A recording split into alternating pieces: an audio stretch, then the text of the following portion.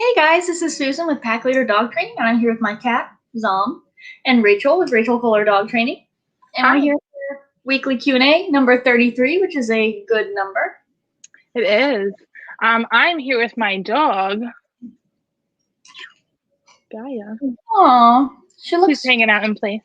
She looks black and white there. See in the shade. She was hanging out in the yard, and then I realized that hanging out here with her, she was going to want to roll in the grass. We're having some issues with her grass allergies. She's back on her regular dose of Apoquel now, so technically she'd be fine. But I just went ahead and put her on place. That way she can get some work in. Zom's being extra cuddly. Yeah. Saw a cute picture of y'all cuddling. Thank you. Yeah, he's been extra weird lately. Maybe because of all the dogs. I don't know. He's like, Ma, what's going on? Well, that's cute. Cute little Zom. Let's see. So tell me about all the things. You've got some new exciting things happening this week. Yeah, I have my first ever Train While You Work dog. His name is Minos. Now, what is Train While You Work, Susan? Train While You Work is like daycare training. So instead of a board and train where the dog's boarded with me, this is where you drop your dog off in the morning and then you pick your dog up in the evening. So I have your dog during the day, you have your dog evenings and weekends. So it's nice for the people that don't like the idea of their dog being away for a 2 or 3 week span, because it's only available with the 2 and 3 week board and trains. So Minos is he may be 5 months now, 5-month-old golden retriever. Mm-hmm. So I've only had him yesterday and today. So we were just working on his basic obedience commands, and he actually had a really great day today. So very exciting. That's awesome. Mm-hmm. Those breakthrough days are always the best. Mm-hmm. Yeah. He is cute. He looks like a senior golden retriever in a puppy golden retriever body. It's adorable. He has so much extra cute too. He's so cute. He's pretty cute. What do you got going on? Well, doing my first Q&A outside, so that's fun. Been gone at work, working like all day, every day now. So, guys, been having some less outside time. I've been feeling guilty about it. It's in your hair. So we're outside now, and it's, you know what I was thinking as I was like rushing to come down here for the Q&A? I was like, back in the day, I used to like stress out like an hour beforehand to like make sure my hair was done, and I had like at least some mascara on to do the Q&A, and now I'm like rushing home after training all day to like hop in front of a live and answer dog training questions. Yeah, because it doesn't matter if my hair and makeup is done or not, my answers are going to be the same regardless. Yeah. People watch, people still learn whether or not I look presentable or not. So this is how I train dogs all day. So this is what the clients see. Yep. Straight from a graduation lesson. It is what it is, right? Yeah. Who graduated? Or who's graduated? We had Samantha and Tank. They had their first graduation lesson today.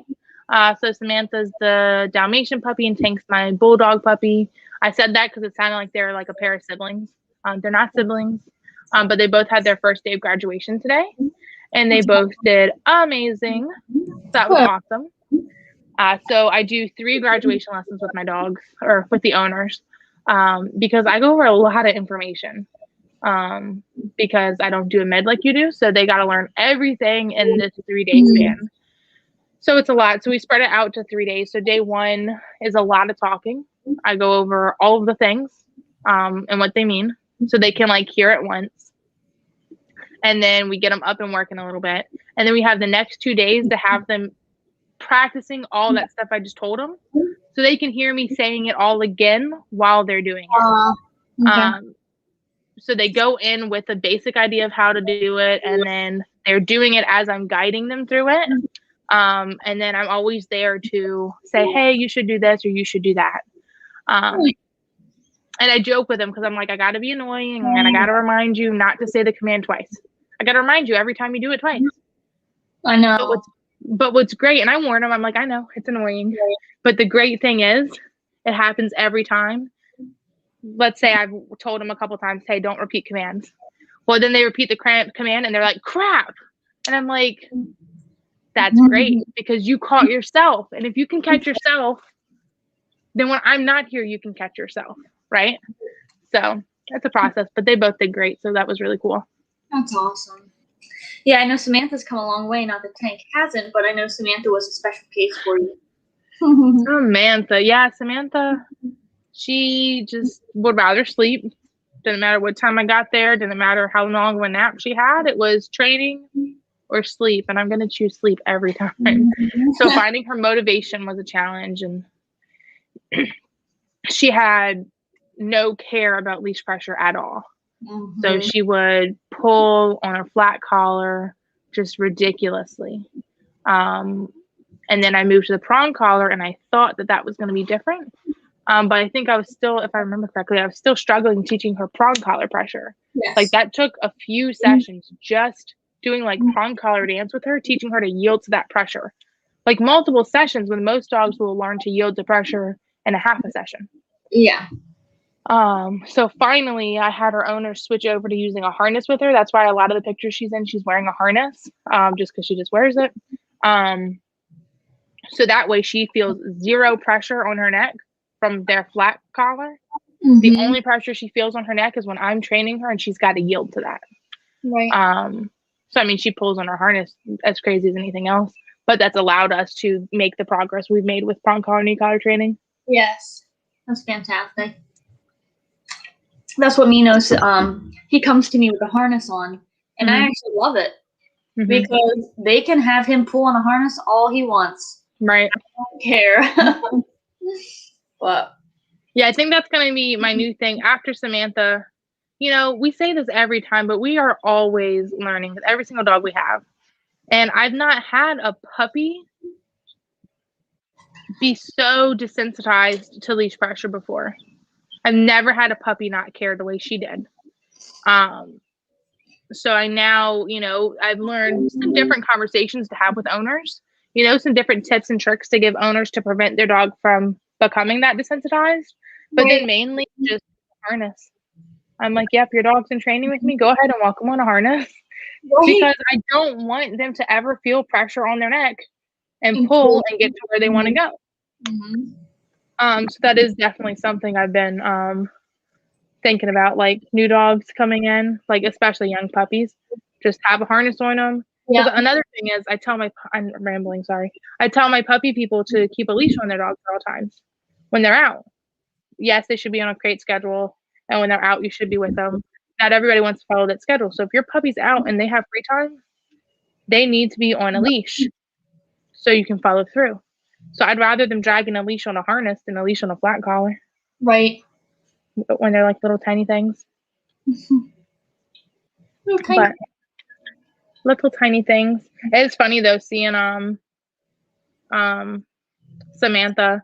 She's like she went from like this tiny puppy. She was at tiny puppy stage forever. And then she was at this puppy with long legs stage for a while. And then now suddenly she looks almost like a full Dalmatian. Really? Yeah, like she's still small, but there's been a few times where I've looked at her recently and it's like, you've definitely had a growth spurt. Wow. Which is kind of crazy. The cool thing about puppies, you get to see them like the whole way through, but it is really fun. Especially like with doing puppy program and then hands-off training and then train while you work. I really do, because, you know, I used to specialize in puppies. But most of those at the facility I used to be at, most of them only did the puppy program. That's not what they called it, but they would only do their version of puppy program. And then I'd never see them again. Oh. But now I get to like watch these dogs grow up. That's so fun. Yeah, you get to see them through every stage. That's awesome. I do enjoy it. I do have a question for you. Okay. My 10-month-old lab runs down the stairs past my wife and children and knocks them over sometimes. This is a dangerous behavior that I would like to stop. What can I do for this? Man, it's so messed up because I had like 4 different smart aleck answers that were going to be really funny. And then it made me think of the person we know who sucks, who's always has a smart aleck answer for everything. I just don't even feel like it would be funny now. But what can you do? So we can. I'll go through I'll say what my thought process was on it, and then you'll say yours. But when I first heard of this, I'm trying to remember. It was like doing stair drills, but like for the door. So we have the leash on. We're at the top of the stairs. You're gonna do an auto sit, and then I can either, I guess, say break, and then we walk down the stairs together. Now, if you go flying down the stairs, there's gonna be leash pressure, and we're gonna turn around and walk back up them. And now we're gonna approach the stairs again, just sit calmly, and we're just gonna create the picture of walking calmly down the stairs. Would probably be my go-to. But you'd have to do like lots of reps of that. So forget the stair climber. You can just train your dog on the stairs. But that would be my thought. But I am excited to hear your approach. So it's for Francis, the board and train that I have. I was very taken aback when they told me this, because I actually was like, I don't know what could you do? Because I was thinking it's a tough one. You could out him from you because it's only when you're walking down. I think when they're walking down the stairs. So they're walking down, he smacks into them and like he's knocked them over because he's so big and he's just like like he's crazy. Mm-hmm. There's a lot of energy. So I was like, you could out him, like if he gets anywhere near you, it's like out. And so that's super annoying for him. So he learns like I can't be anywhere near the owner or a human who's going down the stairs. Mm-hmm. So I thought of that. I also thought of like a harsh correction if he like starts to run and like knocks into you. But I was like, that's really awkward. How am I going to do that? Right. So I just asked the owners, I said, how annoying would it be for you to have him have a command to be at the top of the stairs? You walk down. And then when you get to the bottom of the stairs, you say break and he comes down. And they said that wouldn't be annoying. So I said, okay. So I taught him wait. So the command is wait. He can sit or down, I don't care. But as long as you plant yourself at the top of the stairs, when I tell you wait, I walk down the stairs. And then when I get to the bottom, I say break. Now he does come flying down the stairs like a bat out of hell. But I'm not on the stairs, so I don't care. But right. That way it's like, it's not a threshold drill, because threshold drills for me don't have a name. So if you didn't do it all the time, it'd water it down. So like with the stairs, he's going to be able to go up and down the stairs whenever he wants with nobody there. So it's a command, because if I tell you to wait, you have to wait there, and then I'm going to release you. So that's what we've done. That's really cool. Yeah. Really cool. That's the first. Yeah, he's not really a small guy. So no. I'd imagine his big, clumsy lab self barreling down the stairs. Yeah, I have to remind myself that he's a puppy, which I know you asked me about, because he looks like he's 2 years old to me. Mm-hmm. I would say 2. He's 10 months. He does look like he's like 2. That's like what I would guess too if I saw him. Mm-hmm. That's funny though. He's a big guy. He's really sweet though. He's really He's sleeping in his kennel because I just took him to the park right before the Q&A, so he'd be nice and rested. Nice. He's just passed out in there. Exciting. A trip to the park. Is that on your story? Because I haven't had the chance to look at your story yet. Yeah, it's on my story. Mm-hmm. Cute. Yeah, my story has like 100 ticks on it. Okay, and I usually can't watch them all till the night, so then I'll watch it all at nighttime, and I'll respond to like 50 of your stories at once. Yeah, you'll just be a little late to the party. That's okay. You had things you were doing. I am. Oh gosh. Do you have anything? Huh? Do you have anything, or do you want me to ask you another one? Yeah, I got one for you. Okay. So this is more of just like a conversation-y type thing. What do you think about when people talk about their dogs doing things out of spite? Now, when, like specifically, I tell my dog no and she walks away and pees on the floor in front of me, or like when there's instances of that happening often. Like I'll say no to my dog, or I'll say bad dog, or I didn't let her play with her toy, or whatever it is, and then she did this out of spite. She walked away and peed. The trainer in me says, no. I don't really know that dogs do things out of spite. But that being said, I'm not one to like really judge somebody. I would need to see it first. So if someone said, hey, my dog does this out of spite, I'd be like, that's really weird. And I would ask them more questions, like every time. So every time you say this, your dog goes and does this. And then if that were the case, I'd be like, okay, well, maybe it's a picture thing. Like maybe the first time the dog acted out, they had to go potty.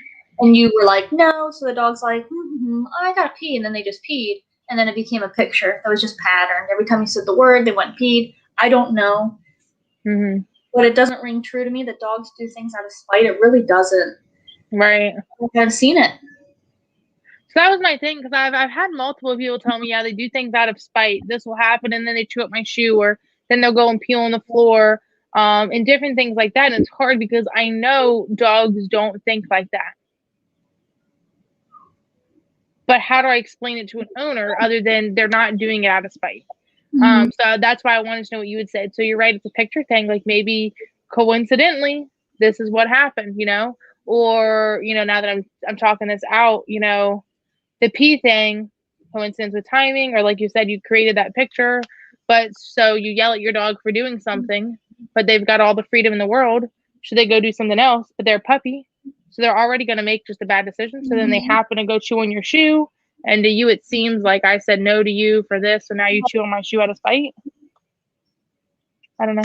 I was just wondering because I've had like several owners tell me like, yes, when this happens, my dog does blah and it's out of spite. And I don't always know how to explain it.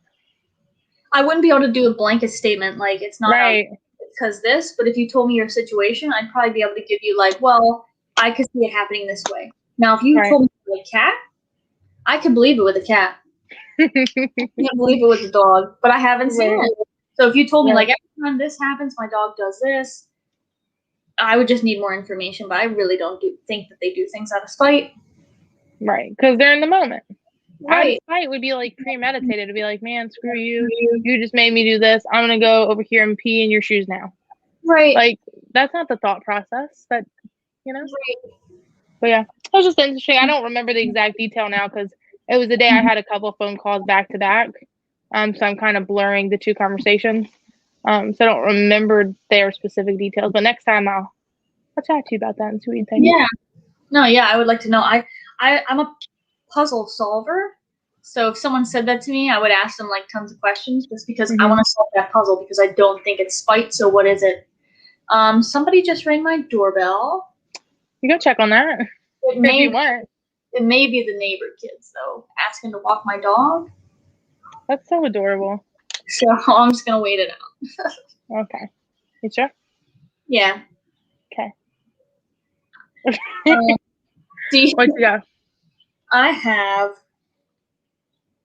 Okay, if I use the e-collar, will my dog only listen because he's afraid of getting punished? Depends on how you train him. You can train a dog on the e-collar and they only listen because they're scared of being corrected highly. Or you could train your dog the way we train dogs and they understand the pressure, so they understand how to turn it off. So they understand I can avoid that pressure through listening. And then also through the way we train is we really build a relationship with our dogs. So while I tell everyone, you know, keep tools on keep the tools on because they're like a seatbelt, you know, hypothetically, I could take the tools off and I have that relationship with the dogs. Now, I'm not going to do that because I'm not going to set us up for a training fail. And a training fail would be I give you a command and you don't listen and then you had a successful rep of ignoring me. But like most of the time, I barely use the e-collar on my dogs by the time they graduate because we've got that understanding. We've worked together. We've been through the steps. We are speaking the same language right now. And that's what I do for my owners.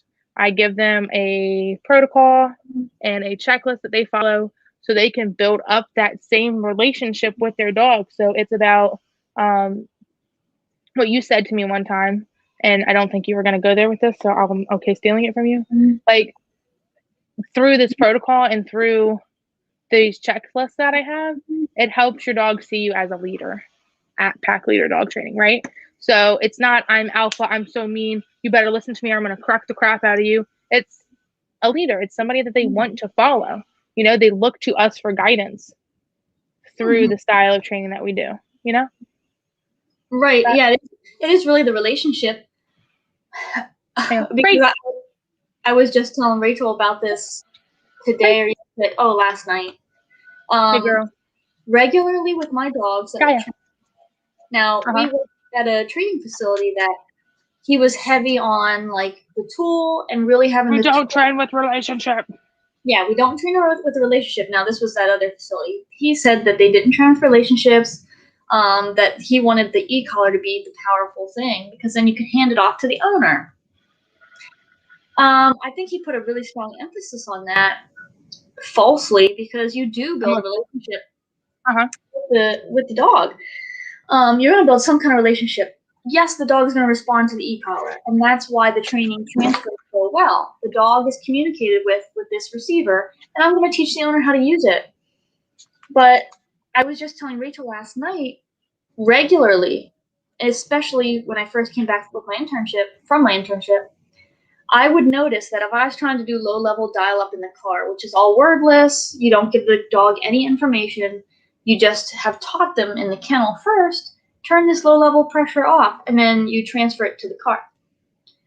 My dogs would struggle with the low level. Like, they're just sitting there like, I don't care. And if I would give them the verbal cue of, no, and then now I go to dial, and they already have laid down. So, like, that relationship with me meant more than this freaking tool. It's just, like, tapping on their neck. They don't really care about the pressure sometimes, but they care about me because I've made myself relevant. That's the relationship I have. So I just think that's kind of interesting. But, yeah, it's not that the dogs – I mean, yes, there's a consequence for breaking command. So is the dog – wanting to do something less because they've been punished for it? Sure. But they're not scared. It's just like, oh, you know, like one of my clients said that. She's like, yeah, my dog's still a happy-go-lucky dog. They just won't make mistakes anymore because, or if they do, they can be corrected. But the dog makes good choices. It's not a big, we've also patterned, hey, it's good to make this choice. Well, now it's bad to not listen, though. So it's fair. Very fair. It's good if you listen. It's bad if you don't. It's not just bad if you don't. Right.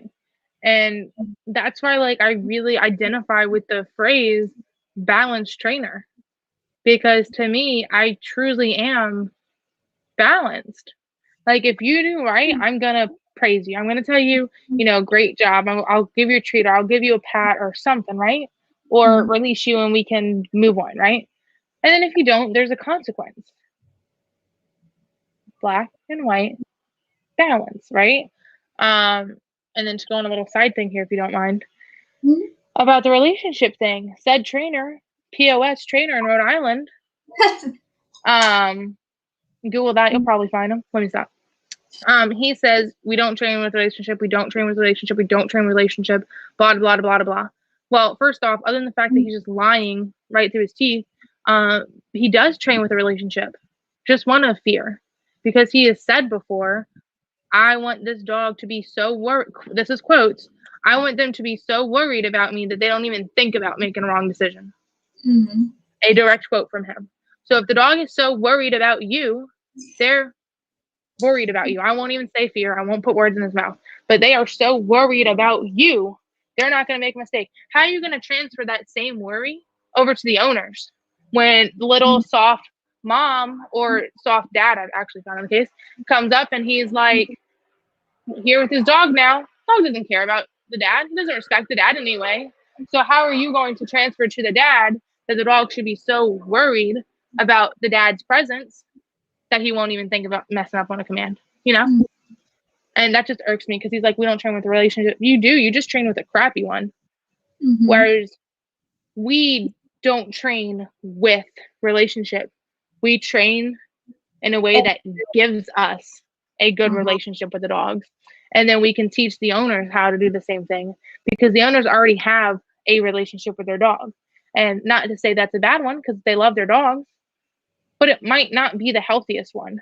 So through our training, they can shift their relationship to where it's a healthy relationship, because that's what this is about. This is your dog. This is your pet. You're gonna have a relationship with them. You know, Right. my dogs that I train, I freaking love the dogs that I train. When I used to get so sad when it was graduation time, because I would never see my dogs again.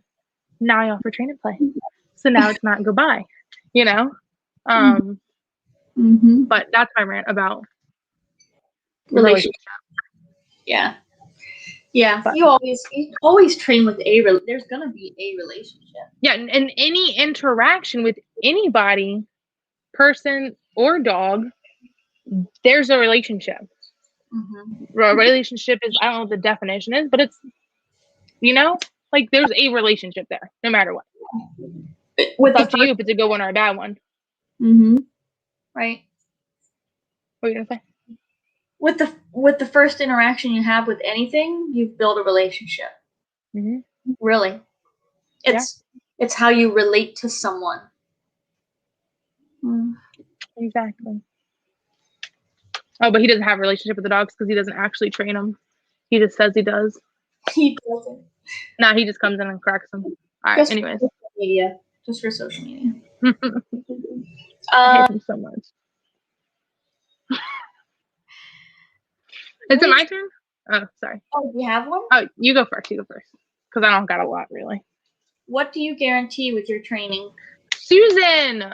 Consevich. That's what I was going to ask you. I was going to say I'm going to talk about guarantees. But no, you go first. Well, I can do mine first, because then you can do yours.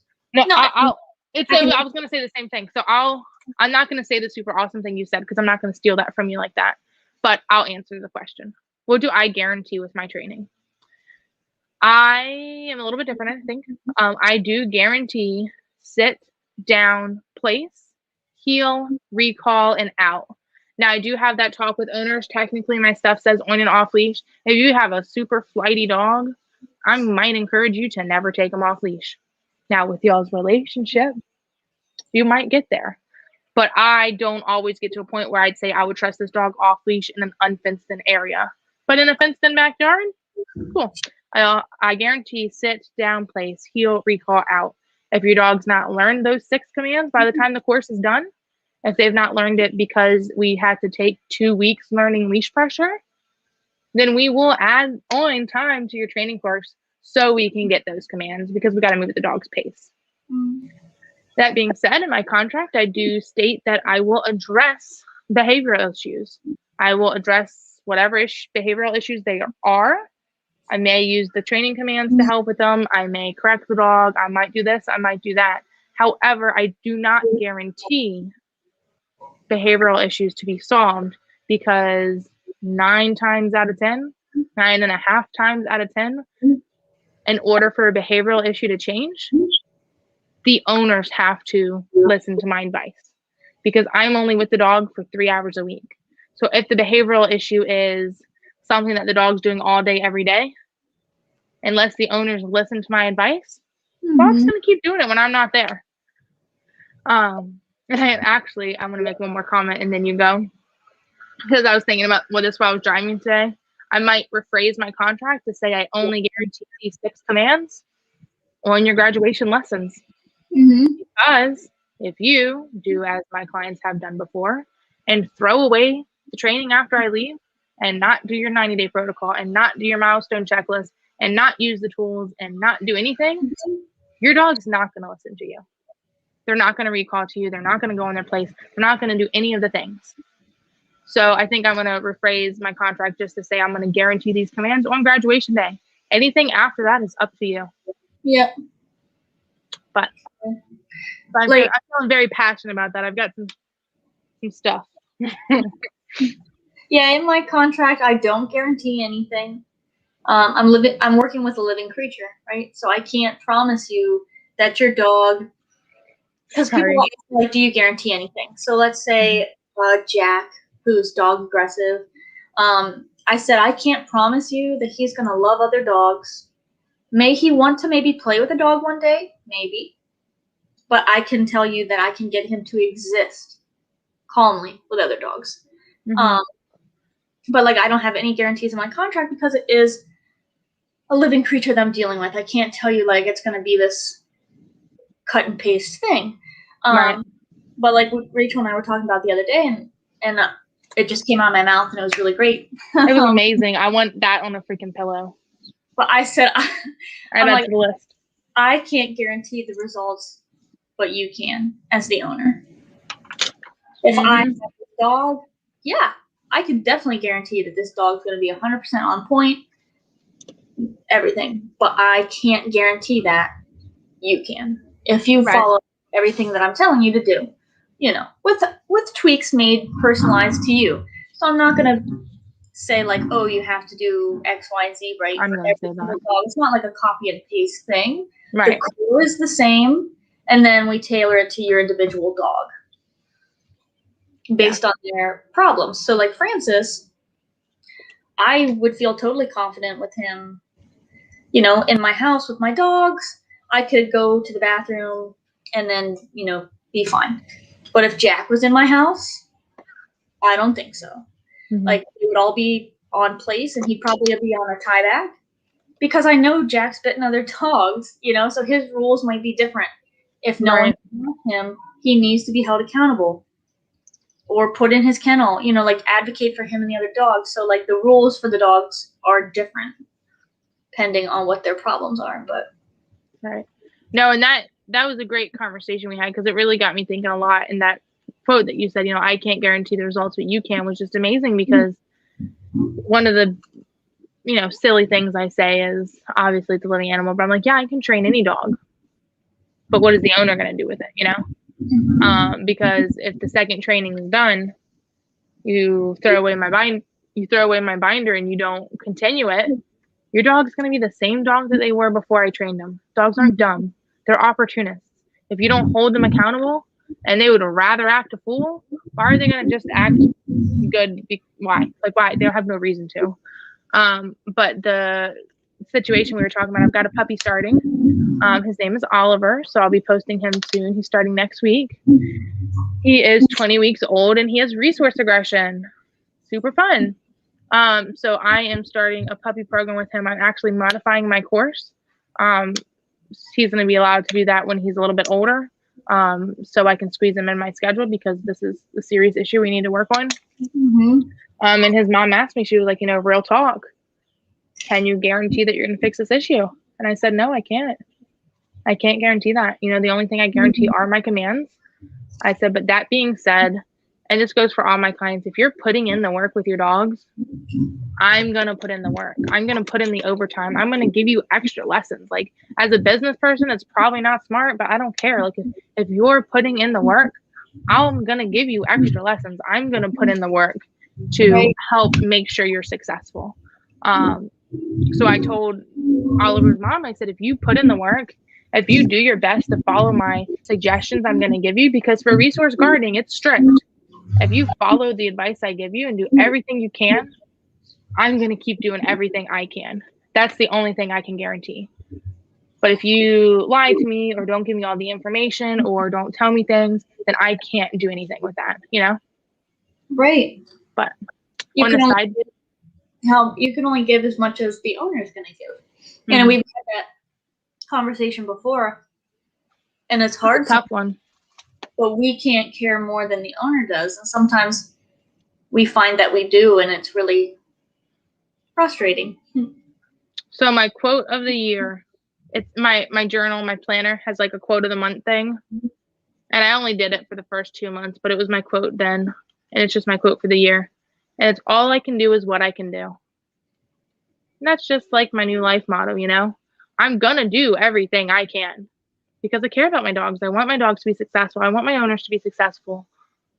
But all I can do is what I can do. And for instances with such severe behavioral issues, all I can do is give you a set of rules, give you a schedule. Like, I will write out schedules for my clients. I'll do everything I can, but it's up to you to follow that. Right. But I was distracted. I was going to turn the computer around right after we finished, but of course she got up, We used to have a fish pond in my yard, like forever ago. So we have just like a little divot where it used to be because like it didn't get all the way filled with dirt. And Gaia just discovered that like yesterday. She's back on her apple quill, so I let her go explore in the grass. But she just discovered that little divot, and she was just in it rolling around, and it was so cute. Aww. So I think that's about to be her new favorite spot to me. A little dirty piggy. It's grass there. Oh, So I was picturing dirt. Oh no, it's all grass now. We haven't had that pond there in like probably 10 years, but we just didn't put enough dirt in it when we filled it up to level it. So it's just a little bloop. But it was really cute when she was rolling around in it. She fit perfectly. Well, you stole my question. So you're gonna have to ask me another one while I think about another one for you. I probably won't think of one though, if we're gonna be really honest. Okay. Is it possible that my dog doesn't listen to me because they're deaf? Is it possible your dog doesn't listen to you because they're deaf? Well, if they're deaf, they're probably not going to listen to you. Possible, sure. Likely, maybe not. You could have your vet check it. You could clap really loud while your dog's looking the other way or sleeping or something. That being said, if your dog is deaf, that doesn't mean that they can never listen to you. So you can train a deaf dog, which I've always wanted to do. So if anyone listening has a deaf dog and you want me to train it, hit me up. But not a blind dog though. That would just be weird. I mean, I would, but not the point. So distracted.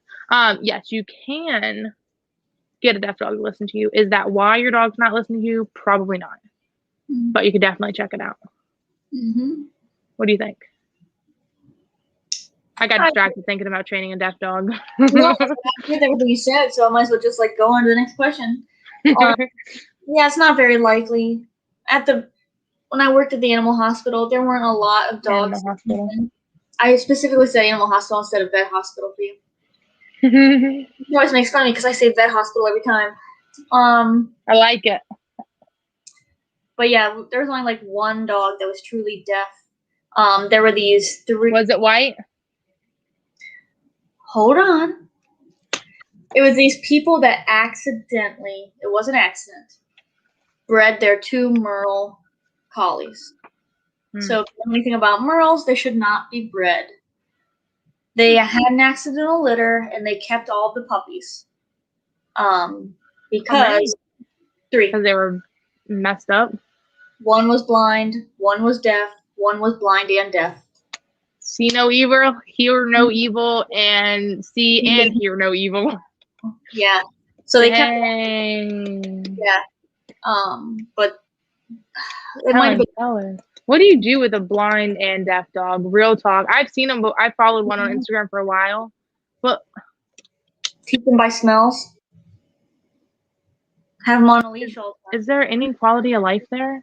And this is really honestly horrible, and I might get some crap for this, but is there any quality of life there? I don't know. And it's horrible because I feel that way about people too. If I was blind and deaf, is there any quality of life?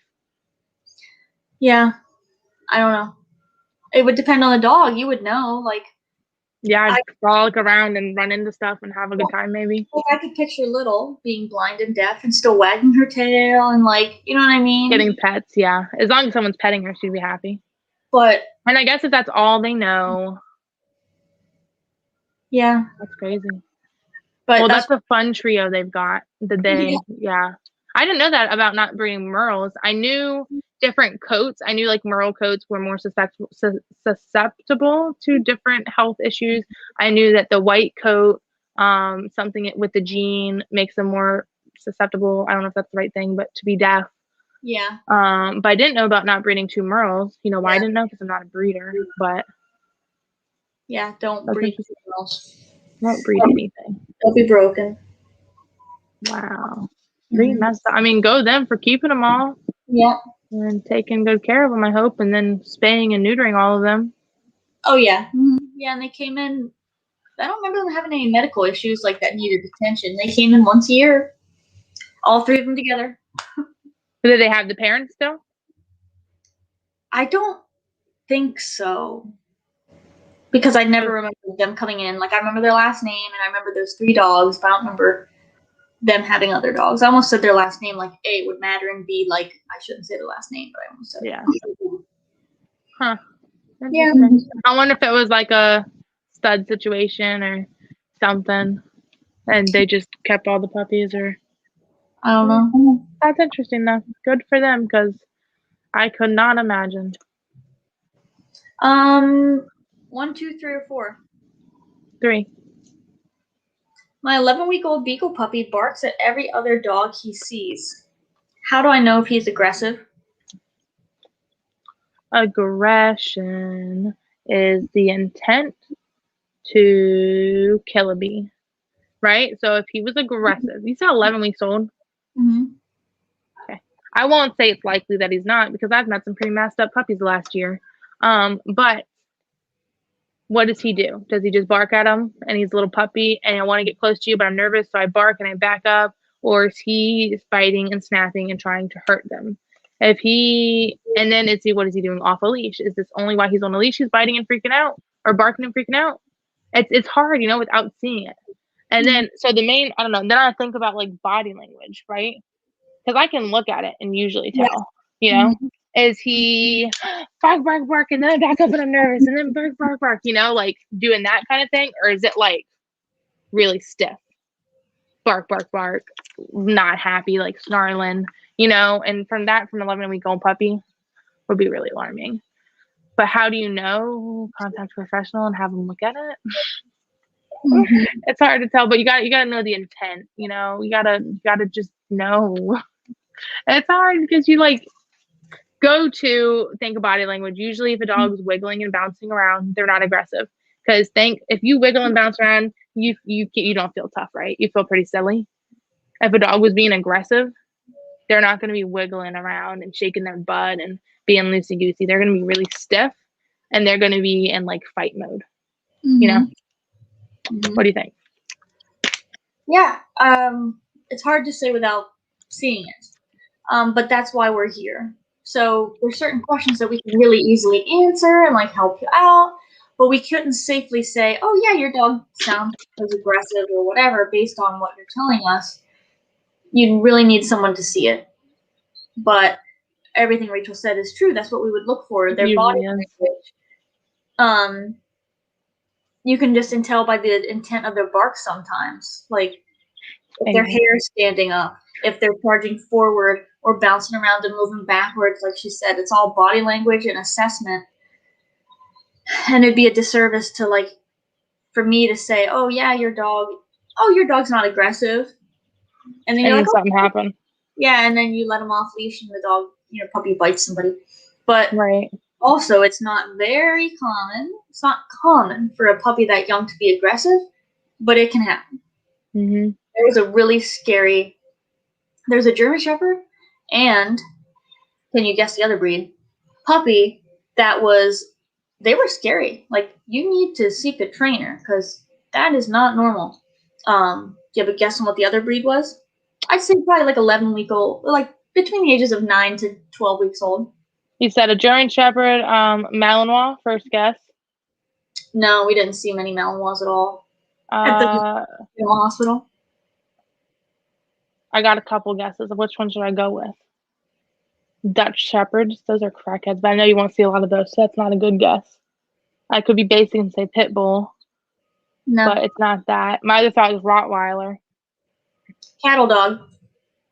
That was a scary cattle dog. Like, he was. And you said it was 11 weeks old? He needed a good bonking is what he needed. No, bam.